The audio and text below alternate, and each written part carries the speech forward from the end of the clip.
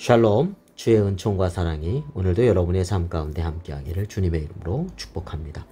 오늘 우리가 함께 묵상하실 말씀 출애굽기 14장 15절부터 21절까지 말씀이 되겠습니다.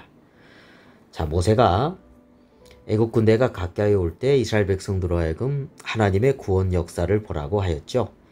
그리고 부르짖어 하나님께 기도할 때 이번에는 하나님께서 모세에게 가만히 믿음으로 보는 것에서 행동을 명하시고 계십니다. 자, 15절과 16절 말씀 보겠습니다. 여호와께서 모세에게 이르시되 너는 어찌하여 내게 부르짖느냐. 이스라엘 자손에게 명령하여 앞으로 나아가게 하고 지팡이를 들고 손을 바다 위로 내밀어 그것이 갈라지게 하라. 이스라엘 자손이 바다 가운데서 마른 땅으로 행하리라.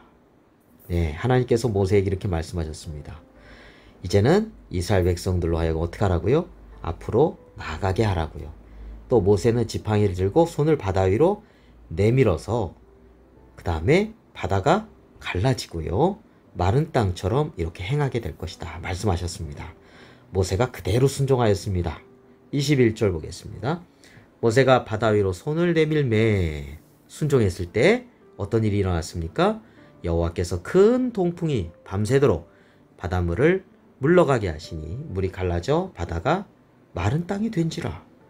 네, 모세의 순종과 하나님의 구원의 역사가 나타나게 되었죠. 여기서 동풍이라고 하면 아라비아 사막에서 불어오는 바람인데요. 이게 아주 뜨거운 바람입니다. 얼마나 큰 동풍인지 밤새도록 불었을 때 바닷물을 물러나게 하고 갈라지게 하고 심지어 마른 땅이 될 정도로 아주 큰 동풍이 오래도록 밤새도록 불었던, 이것은 사람이 한 것이 아니라 하나님의 역사하심이지요. 하나님께서 그렇게 하신 겁니다. 자, 그에 앞서서 이스라엘 백성들을 인도했던 구름기둥이 있죠. 구름기둥을 따라서 이스라엘 자손들이 가지 않았습니까? 근데 앞에 이스라엘 자손들 앞에 있던 이 구름기둥이 이번에는 애국 군대가 이스라엘 백성을 쫓아오고 있는데 이스라엘 백성들과 애국 군대 사이로 이렇게 옵니다. 그러니까 이스라엘 자손들 앞에 있던 구름기둥이 뒤로 가니까 이제는 애국 군대와의 사이에 구름기둥이 있는 거지요. 이스라엘 백성들과의 사이에 구름과 흑암으로 인해서 애국 군대가 이스라엘 백성들에게 접근하지 못하도록 막아주는 역할을 했습니다. 이것 역시 하나님의 철저하신 보호하심이라고 말할 수 있겠죠. 이러한 하나님의 크신 능력, 구원의 역사하심은 하나님의 명령에 순종하였기 때문입니다.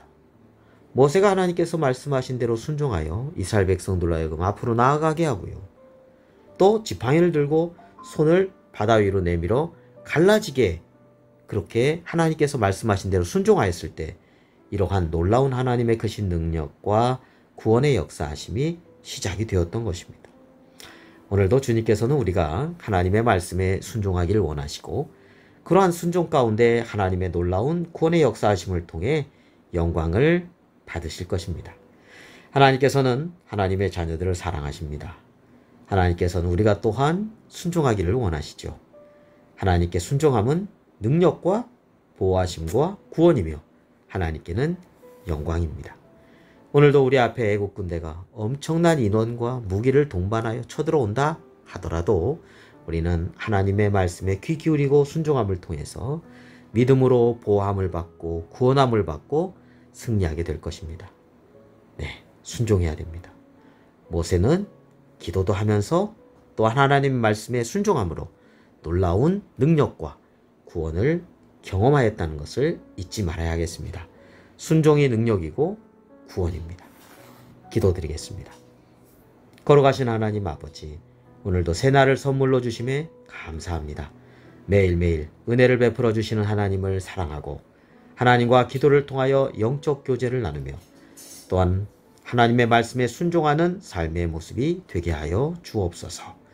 주님의 보호하심과 구원하심이 언제나 함께하는 순종의 삶이 되게 하여 주옵소서. 예수 그리스도의 이름으로 기도드립니다. 아멘.